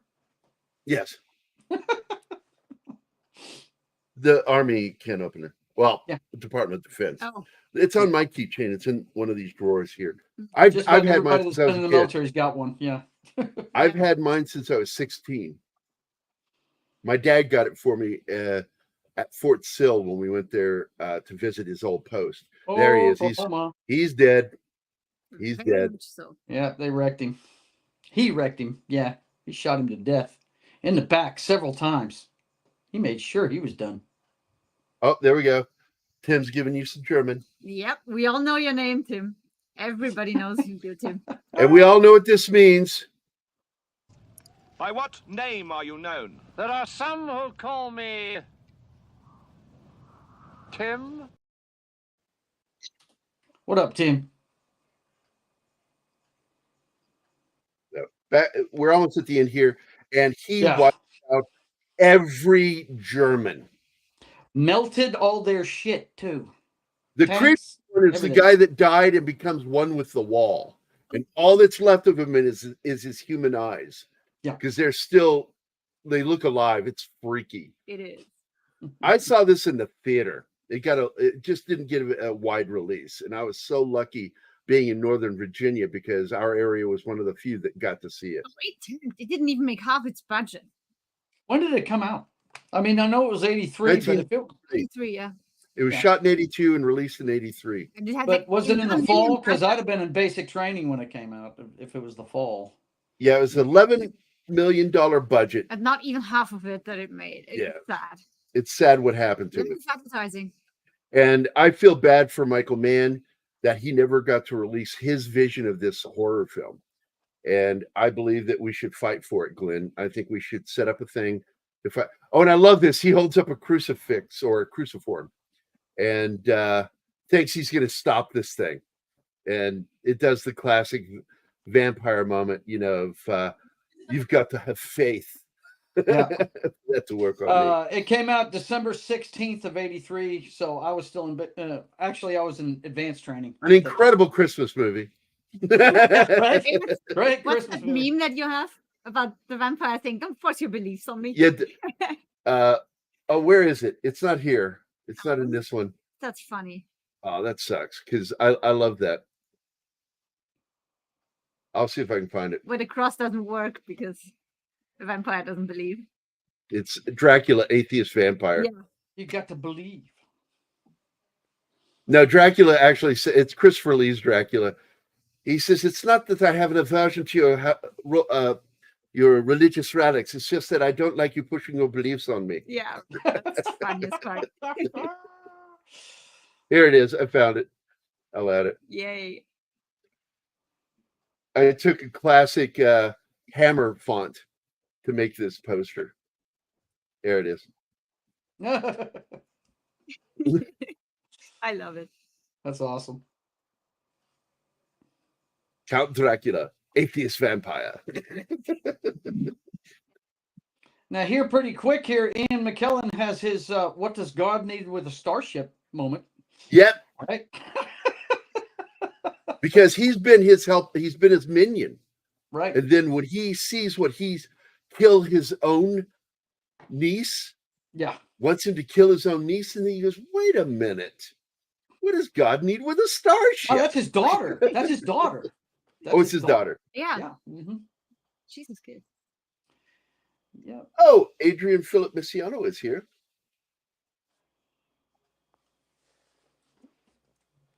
Stephen is here too. Deleted scenes. I didn't see. Right above him. Right above Adrian. Go down. Go down. There he is. Oh, there he is. Hi, Stephen. The salute. Although that kind of salute is kind of gay. Using the 7. Tom uses it too. Real The military best- people, we tend to salute like this. The best salute is raising your visor up. I learned the airborne one. My dad taught it to me when I was a kid. So as a joke, I did it to my sergeant in the army. It's normal salute, and as your hand moves away, you snap and then do that. Like a parachute going down. He cracked up laughing. He goes, "Where did you learn that?" I said, "My dad." We're saluting, but I never seen nobody care about how they do their salute, just as long as they do it. Now, the glowing of these cruciforms makes more sense than what they did in the New Salem slot. And we are going to do the New Salem slot. I'm going to shit all over that new film. Really? Is it bad? But I will point Yes, out it is, what's man. good in it. There are good things in it, but the overall film is crap. I can't remember it wasn't in a miniseries with David Soul back in the day. Yeah, that's what I'm talking about, the Walther P-38. It was a preferred weapon of the German officer. Yeah. The Luger was a decorative weapon because it's a garbage weapon. 7mm to begin with. I mean, it's like smaller than a 22, for God's sakes. It's a rodent pistol. Now that looks like a human face there. I remember watching that in the film. That looks like a human profile, that rock. With the nose? Yeah, and a huge nose. My hand is shaking so bad today. I'm having trouble using the mouse. And here he Even my comes. brace. Here he comes to save the day. Save the day. Mighty Mouse is here to stay. I don't think- It's under there in that bag right there. That's it. By the way, I went and saw Saturday Night. Great movie. I Loved it. The trailer looks amazing. The guy playing Chevy Chase, perfect. Perfect. He's got the sarcasm down. Perfect. We walked out of that theater, and Rhonda looked at me and she goes, "Wow, I didn't know Chevy Chase was such a dick." I said, "Yeah, he is." Wow, you guys- nobody knew Chevy Chase was a dick. Oh my God, yeah. No, He my was an wife didn't. asshole. My wife didn't know it. There Yeah. was I saw a movie on Netflix, I think it was 6 months ago, about how National Lampoons came to be. It was with Martin Mueller, who like recently passed away. And it was really good. And the guy playing Chevy Chase was beautiful casting. First of all, he got Chevy Chase's mannerisms down to a T, but the casting was great, not because he did him good, but because of who he is. It's Joel McHale, who Right. acted opposite Chevy Chase in Community. And he got all the mannerisms, everything down to a T, including the falling down, oopsie daisy falling down bits that he used to Oh, do. Gerald Ford. Yeah, he did the Gerald Ford. Looked Yeah, and so sounded he did- nothing like him. He'd just fall down and everybody laughed. So he Mhm. did that in like this sort of a mockumentary, not really mockumentary type deal about the National Lampoons. Was And I do like that movie because it's a very good film. But I got to say that I'm a big fan of Joel McHale because he is another one of those comedic actors who was given the gift of being a natural Bill Murray type. kind of, but he's sort of what my age roughly. So he sort of grew up with an era where you could do comedy to a certain point, and now that the stuff that you want to do, like a more mature comedic roles, he can't because there are none. Yeah, the best thing he ever did was play the character in Community. But I do like him, by the way. If nobody's watching the show, Animal Control is a very good series. Shit, it's It started off, the first 2-3 episodes just fell flat. But then they brought in the Indian guy from Super Troopers, part of Broken Lizard, to work on the scripts and direct a few episodes. And it started getting funny. Because I like the stuff Broken Lizard does. I laugh at their shit. I like Super Troopers. I like the Island One horror slasher film that's actually a comedy. Good stuff. So here's where he confronts Molar when he's his daughter is laying there and he's telling him to kill her. And then he does his Captain Kirk moment. That's it. And then he rescinds the gift. He goes, "Welcome to your death. Go back to your old body." Yeah. But what you discover is this device here, which reminds me of a lightsaber in a way. it is. It a ends up lightsaber. being something that is meant to be added to the sword carried by this immortal being that's there to fight him, played by Scott Glenn. Yeah, he's The in, makeup here, he's in armor, the prosthesis is incredible. not naked anymore.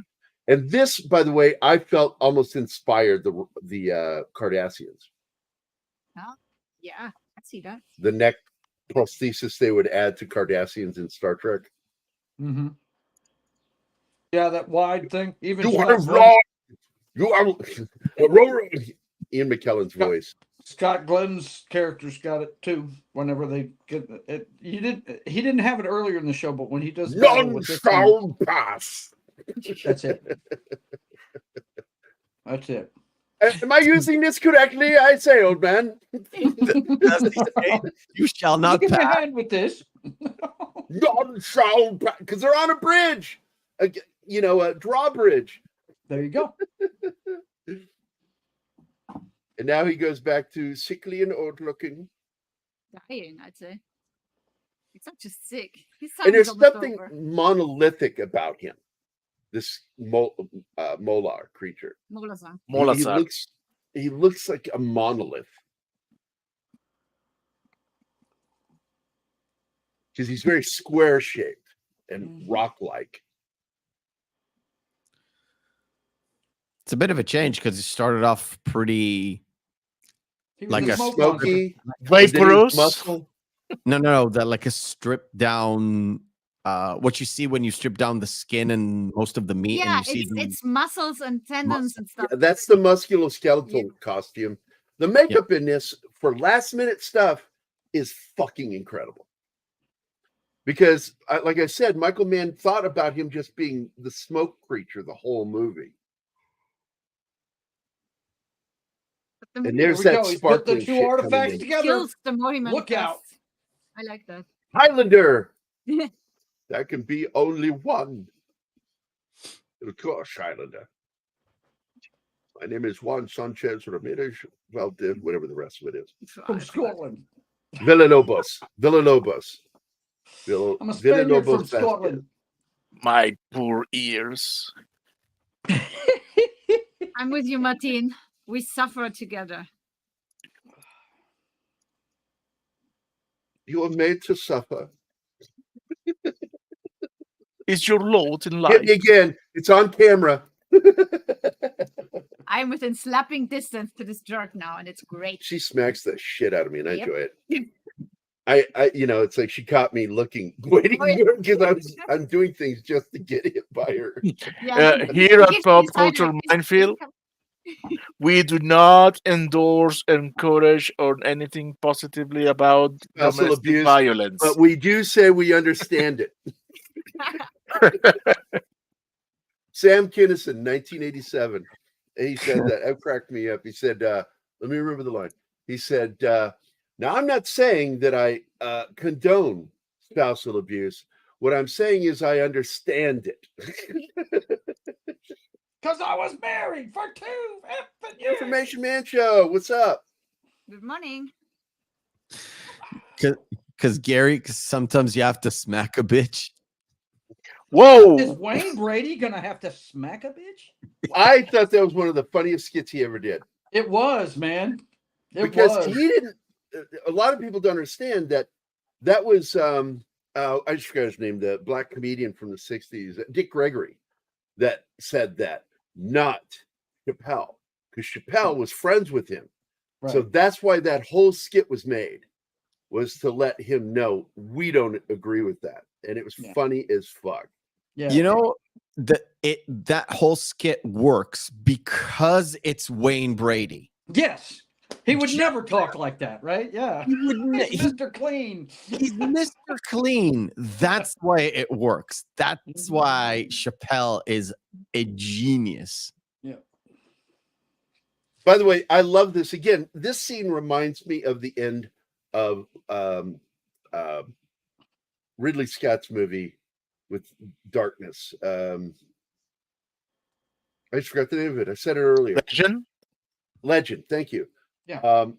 With Darkness being trapped on the other side of the wall, he's sucked through the hole into the abyss, and that's what happens here. This demonic being is sucked back into the abyss, but this guy becomes the barrier between them that he had to go. It's self-sacrifice. It's a great ending. It's about everything, but the film flopped because it didn't make enough sense.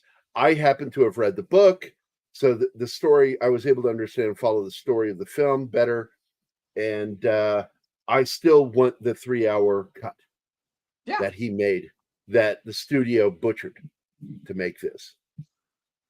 So And the Wikipedia page said that this is supposed to be the good ending. Is there a bad ending? there is, I don't know. We don't know at this point how it ended. We don't know how Michael Mann ended his film. Because it said it cut away the 3 last minutes of the movie, and I was like, the what? I reread the sentence 3 times. It cut away the last 3 minutes of this movie, other than the other like hour and a half that they cut away. Right. Because it just abruptly ends. That's it. That's over. It's over. Yeah, he gets taken in, and she's the only survivor from that group. Whereas the villagers, those that weren't executed, did survive. They all survived. Yeah. Mm-hmm. And they also left out, because it's you don't really see it. The villagers are driven insane by this creature. And what it is it's almost the story of the Tower of Babel, how all of a sudden they were confused and nobody could understand each other, and that's what was going on. They were just going insane.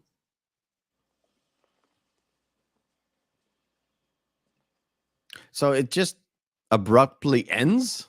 Yeah, they get resealed into the keep and it's over. Yeah. And they walk away and it's the end. That's it. And she looks back in that I'm gonna, because she loved him. She loved this character. Yeah.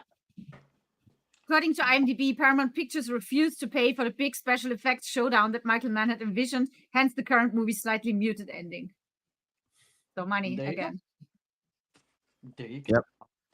And Paramount again. Imagine that in a world. Well, they did have a big lot burning down around that time. The same one that housed all the Star Trek Film. stuff just before they that fire, for Spock. I get it. It's a good movie though.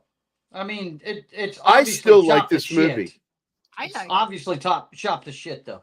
Whoever edited it was not very smooth doing it. Yeah, they just hacked out Paramount what- was populated by a bunch of assholes. So Paramount, the studio that was saved by Indiana Jones and Star Trek. Yeah, no doubt.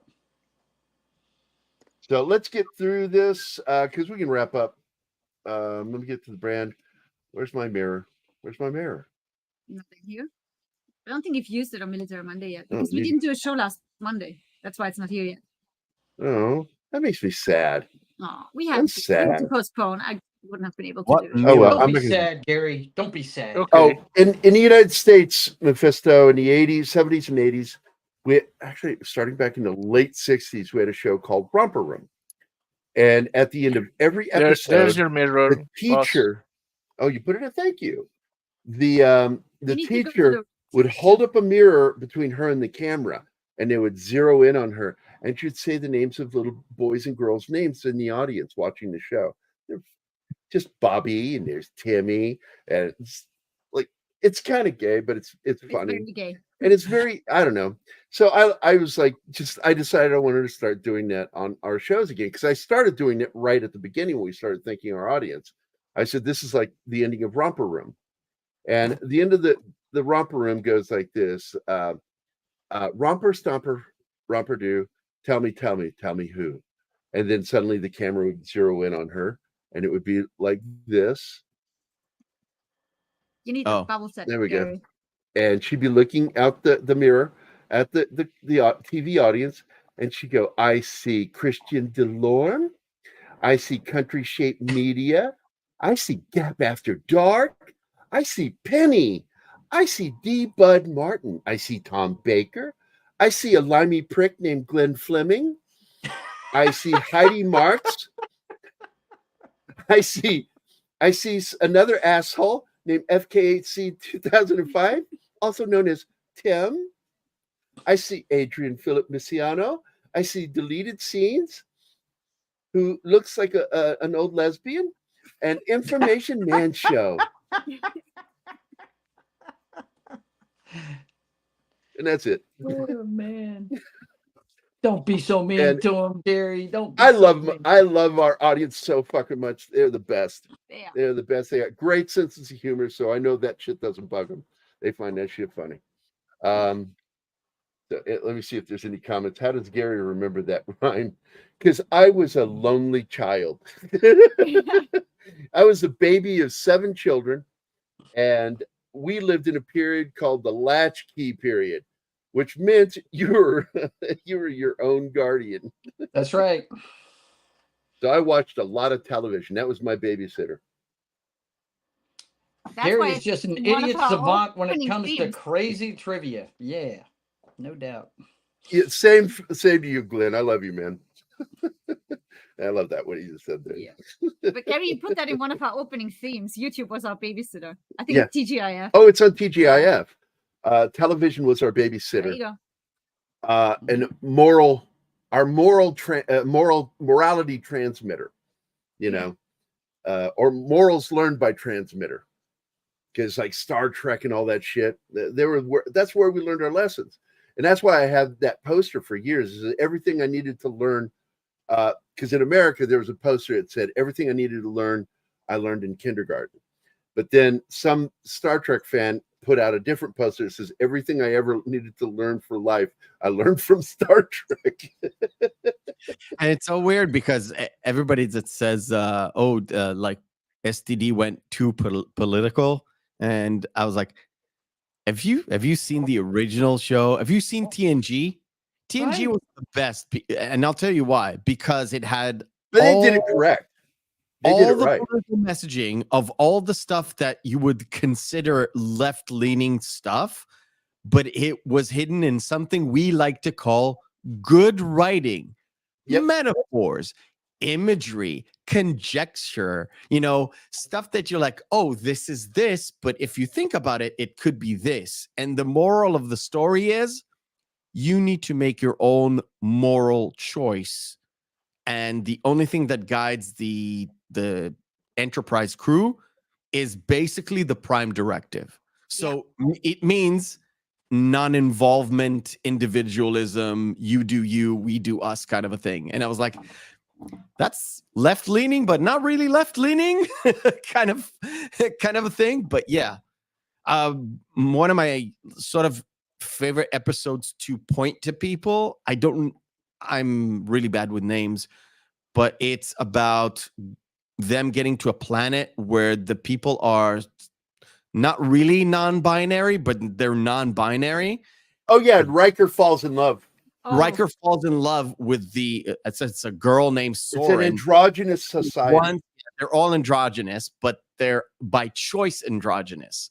So it's kind of forced, and they have forced camps for people who get out of line. And the girl Soren falls in love with Riker, and he falls for her, and she wants to be like out of that society, but then she decides not to and falls into line and being androgynous. And that's the first time you get to see Riker get a broken heart. Yes. Yeah. And it's a great episode. And you get a broken heart. About gender identity all the way back with the Trills, when she falls in love with that doctor character, but the new symbiote host is a woman. It's a woman. Yes. And she has a problem with that. I'm sorry. And it was all done to conceal I don't want to say gay agenda, but it's a gay-based story in order to... Here's the thing. I'm going to say something to you here, because Keith and I are woke, but we're old school woke. Okay. We love... I love the way Star Trek treated race and gender stuff. We love that kind of stuff. That's the kind of woke you should be. Martin Luther King level shit. That's what I was raised to be. I was raised by real old school feminists, my sisters. And so my understanding of gender was total equality. That's not physical equality. That is responsibility, accountability, equality. Equality by law, not by other stuff. Under the law. Law Under the bending was called. And we understood that, but now we've got these people that want to make up stuff that doesn't work. Like, women are totally equal to men. No, they're not. They are physically different. They're mentally different. We do things. We think differently. Men and women are not the same fucking animal. Stop trying to make women men. What I was going to say, you still have that in the show, but you still have it's a sci-fi story telling you something. They're telling you a story, but all the while you've got either a full-on B story or an underlying B story where you so you guys, this is a great lesson. All your political stuff, all your back end stuff, all your messaging stuff, but it does not hurt the A story. You still get the A story. In writing, because this is something Keith and I have talked about, because I'm a writer. Okay. There's what's called the A, B, and C stories in television programming. And in Star Trek Next Generation in particular, they were very good at it. And this is what Orville replicated, but they would fuck it up. Sometimes, and I get so aggravated with that. The episode in season 2 that was actually shot for season 1, where Bortus is addicted to porn. Oh god. Okay. Oh, God. Yeah. They turned that into the A story when that should be a B or C story. And they took the C story, or what should have been the A story, and turned it into the C story of this planet surviving, and they have to select who's going to survive. That's the primary fucking story of that episode. And they fuck it all up.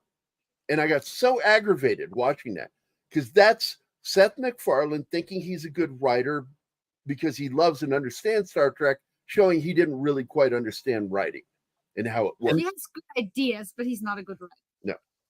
Well, I've And never seen the. I never think- seen the- I think that he succumbed to the I'm gonna trash STD with my Okay, STD. here. I'm going to point something out just now. Okay, so Mephisto started to talk, and then Joe jumped on him, and Mephisto got quiet. And then as Joe started to talk, Martin started to talk, and Joe got quiet. That was funny to me. That was fucking hilarious. And I'm just sitting there just so I'm gonna amused by what I just watched. watching But tennis. once I'm it gonna- isn't you I'm gonna shutting back people up up. and let Joe talk. That's what I was just gonna say I'm not a big fan of Next Generation. I'm an OG guy, but And like that, Joe is gone. see, and you wonder why I said what I said at the beginning of the show. But it's more proof. It's more proof that Jonathan Frakes' character Riker is cut out of the Kirk cloth, because he'll bang He anything is that Kirk. moves. Yeah, He is He's Kirk. Kirk. Picard No. is I thought it was obvious, right? yeah. They wanted to make Kirk, but they wanted to be a little bit different. So they went with an older captain. It kind of, they really dug, because they couldn't find a new captain. And they finally found this guy who was a Shakespearean guy. And they said, well, he's very different from Kirk. Let's bring him on. And we He's a got diplomat. Picard. And Picard was like here, but when he got toned down a little bit, that's where he was my captain for years. See, that's my problem. I can't get past that first year. I can't get through it because he's such a prick. Oh, I can't. the stand first him. 2 seasons are terrible. Third season Um, it's the third season that gets really good, but Yeah. Well, that's you have when to go through. But Ronald the D. first Moore joined season- them his 3rd season. Mhm. the issue is once the first and second seasons have a lot of these fluff episodes, right? Because you have to fill in 22 a season or 23 a season. Some of them are really good episodes. Like one of my favorites is Measure of a Man. I think that's the first season or the start of the second season. It's a lot to do with stuff that we think about today. What is an AI really? What is consciousness really? Mhm. And you really don't get an answer. You get a decision, but you don't get an answer. And that's a very interesting choice. Even like think about it, 200-300 years in the future, and they still are struggling with that sort of a thing where an android is different from a computer. Do this, right? It's a totally different kind of AI. But yeah. Okay, I liked Outrageous Hakona with Billy Campbell. Good episode. And that is also where we got Elementary Dear Watson or Dear Data. I love that fucking episode, but I loathed, because some people think loathed is a better word than hate. No, it's actually worse, because loathing something is hating it and disrespecting it too. I loathed Dr. Pulaski. Me That's terrible. too, and a lot of people did. And at a certain point, you're like, it's a bit unfair. There were real life reasons why Gates McFadden left, and it has nothing. I've heard stories.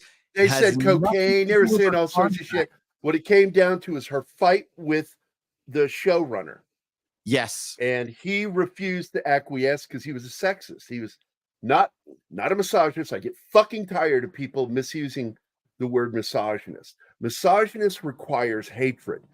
Sexism requires disrespect or a lack of respect. And he was sexist, and very much so. And so they got into a fight. He fired her unceremoniously, removed her from the show, and replaced her with what he thought would be a Dr. McCoy-like character, crusty old doctor. And you can't do that with a woman. You cannot do that with a woman. No. It won't go over well. And But I don't know anybody that liked Pulaski. No, I found a guy, and the Did problem you? is, yes, I did, and he's British and he's young. However, he did great retrospectives on the entire Star Trek show, and also he kind of likes some of the STD episodes where I was like, you did such a The minute great they say that like that, I'm out. I'm like, you're not good at this. you did We're such not a talking great about that job show. going through first of all, the original series into the movies, into TNG, into everything, and then he went to Discovery, and I was like, I'm not gonna watch the Discovery retrospective. Thank you, no thank you. Okay, so here's what I said. I watched the first season of Discovery. I was I did out too. after that because the only thing good about that show, and I predicted it watching it, I said Lorca is a cool character. He's the villain because they're going to hate men. Yeah. And they're not going to allow a character like that to be a good guy. They can't because it's a neo-feminist agenda. I don't even know who that is because I've seen selective episodes because He was on the he's first the- season of it. He's yeah. the captain of the Discovery. He's the captain of Discovery in the first. Oh. In the first episodes. And once it's discovered he's the villain, I turned to everybody in the room and I went, ha! I told you they can't let him be a good guy because he's too cool. Yeah, he's And too cool. He's too. I was Kirk. done with the show after I've him. seen I was done. one half episode with a bearded Spock, and I was like, Yeah. no. They fucked up Spock. They don't No. get Spock at all. And It's the next just one I've stupid. seen is them traveling to the no dilithium future. And the next after that is the explanation how the dilithium crystals were all Oh, how exploded. And dumb I was was like, that shit? I did watch the second season, and the only good part of it was Anson Mount, and that's why he got his own series. And as Anson Mount Pike. got his own series, and what did they do? They fucked that up. And they screwed it up. And But the best there were thing about that 2 second season, and a half good episodes Yeah. of Strange New Worlds. 2.5. Dude. Yeah. First shot of the bridge, all female crew. Thank you. I'm out. Yeah, it's like they come off the turbo Yeah. lift and the camera pans right to left, and every single Nothing but person on the chicks. bridge crew is a female. yeah. I was The out. only good thing in the second season was when he saw his future, how he gets in the chair. When he saw his future. Yeah, but they That was completely cool. misunderstand it because he knew he wasn't going to die. Yeah. He knew that, you know, but they fucked that up too. They fucked up. The only thing they got right in the first season or any season of Strange New Worlds was they brought in the latest theory of how the event horizon works around a black hole. Because somebody said, that's not how black holes. I said, you're basing it off of the old theory. The cumulative agreed theory of how the event horizon works is now what they showed, that he could hide in there. But that they brought the Gorn in, I'm fucking out. I'm done. Oh my god! And I what don't- they did with it, they made him like a predator / xenomorph alien. They merged the two and made it a Gorn. I was It's like, just what the stupid. fuck It was is so What? stupid. the Gorn Yes. are very intelligent, aren't they? Like, I They're remember. very intelligent. Yeah, they're They're warriors. very Yeah. intelligent. They are. But we did not learn about their species until that incident on that moon where Mhm. they killed all of our people. And Yeah. Kirk ends up going on that planet to fight the Gorn leader. That's If I what we remember- we didn't even know their name. We didn't even know they existed. If I remember correctly, correct me if I'm wrong. They even had sort of a superior technology or weaponry as opposed to the Enterprise, and they were at stalemate. That's why they went to the moon to fight it out. Yeah, and they took all their weapons and stuff from them. They had to fight mano a mano. Yeah, this alien, again, just like the Q, this is an omnipotent type species. Yeah. And we get that twice in Star Trek. That's something Gene Roddenberry had a rule against. But then he creates 3 of them because he created Trelane. He created that species in that episode with the Gorn. And then later he created Q. Yep. Even though he said we need to not do that because omnipotent creatures are problematic for dramatic series. But he did it 3 times. And there's actually there's another omnipotent species in TNG. Don't remember the name, but as they appear, they have just their eyes in a cloud. I don't remember the name of the. Oh, I know the one you're talking about because they use the same effect on TNG that Doctor Who would use later for the skin creatures that are stretched. Yeah, because they don't really have you can see the nose, but it doesn't really have a nose. It's something that's stretched out, and they did a CGI thing on it. Never mind. But there's another one. That.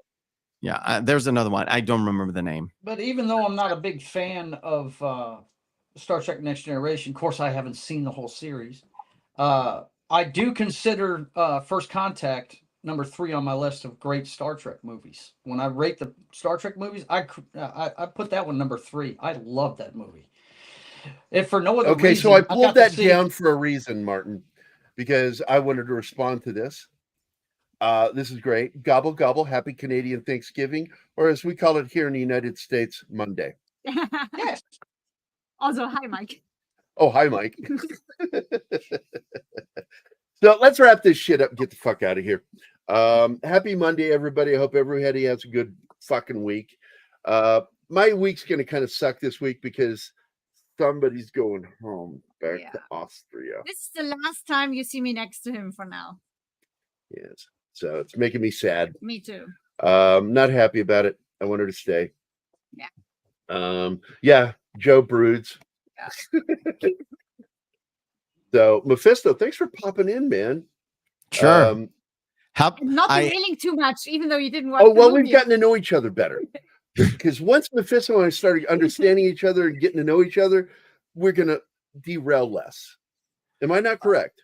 I came in to derail, and I think I did a good job. I don't know what about you. Yeah, we had a good time. It didn't derail very far, and I did a good job of bringing us back. That's why I was begging and boarding earlier, because I know when you two get together from watching streams, you guys are endless feedback loop. Oh, it was very tame today because I had to deal with family stuff along the way. You could see the door open up every once in a while, right? Mm-hmm. It's like, Daddy do this, Daddy do that. Well, how many kids do you have? 2. You don't need to say names or genders. I'm just curious. That's awesome. Yeah. Because you're not a real father until you have at least 2 kids. That's what my wife says. And here's why. You don't know who did it. Because then it's you don't become an official parent until you don't know who did it, and you have to dole out punishment to both. Yep. And that's when they band together against you. My kids are terrible liars. I can tell who did it. However, that's the secret weapon. I still punish both. Because they both blame me. That's it. You have to be willing to dole out the punishment. Fuck all y'all. You're all grounded. So, Zach, to your comment about sending me back. Hey, fuck you, Kyle. Yeah, Kyle. Bitch. So, anyway, we're out of here. I want to thank it. We've already said the names of everybody in the audience. So I want to say thanks for Mephisto dropping in and hanging out with us. Pope's not going to be joining us, I guess, on Mondays anymore because he's back. He's got a job. He got a job. Yeah. You got a job, doing a good job. We thought he was past that shit working on a Monday, but Man, take your fucking state money. God damn, man. Anyway, Joe, thanks for being here, buddy. Martin, of course, thanks for being here and running the show and being the right side of my brain. Any more Doing comments? Predator next week, right? Yep. Predator. Yeah, we're watching Predator. Predator. It's about a guy planning to go out on a date. With dreadlocks. Yes. And big And guns. in the movie, something about Mary predating is what he did before they go out on a date and then gets some in her hair. Oh my god. On that note, out of here, please. The show. Do it. Do it now. If somebody told him you should do that before you go out with a girl to make you more relaxed. We need to do that movie sometime. Something about Mary. I love that. How'd you get the Franks? How'd you get the beans above the Franks? The zipper. All right, fuck you guys. Go have your Monday. Bye all.